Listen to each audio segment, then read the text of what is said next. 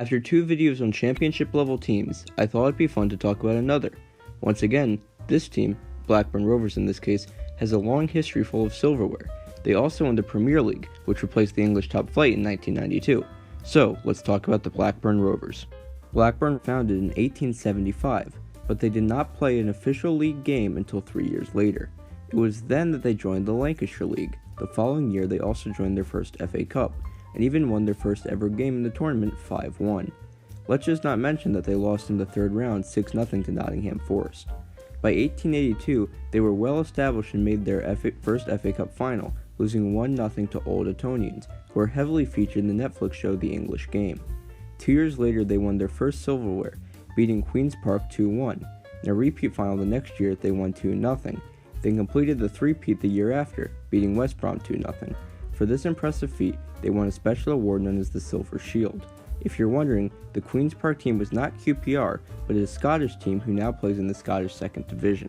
In 1888, the team joined the inaugural season of the Football League, which we talked about more in our Preston North End video. In 1890, the club won their 4th FA Cup final, obliterating Sheffield Wednesday 6-1.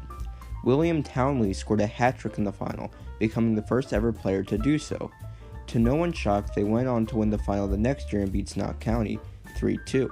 At this point, you might be thinking this is a video about Sir Alex Ferguson's United or Guardiola's Barcelona, but no, we are still very much talking about Blackburn Rovers. In the beginning of the 1920s, the team struggled to keep form and were relegated once, but won a vote to remain in the top flight. They quickly returned to their 1880s form, however. In 1912, they won their first top flight title and did so again in 1914.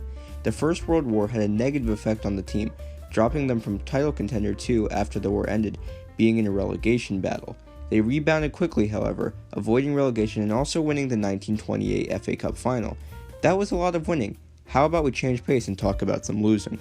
In the seasons following the final, the team drifted from a title contender and winner to a solid mid-table team, until finally succumbing to the drop in 1936. Despite a sharp decline the following 2 years, they were first in 1939, but unfortunately the league ended after the outbreak of the Second World War. Due to their position in 1939, they were chosen as a top-flight team in 1946. Sadly for them, they were relegated the year later, and remained in the second flight for a decade. Strangely, they channeled their history and made the 1960 FA Cup final, despite not being all that good. The fairy tale came to an end when they lost 3-0 to Wolves.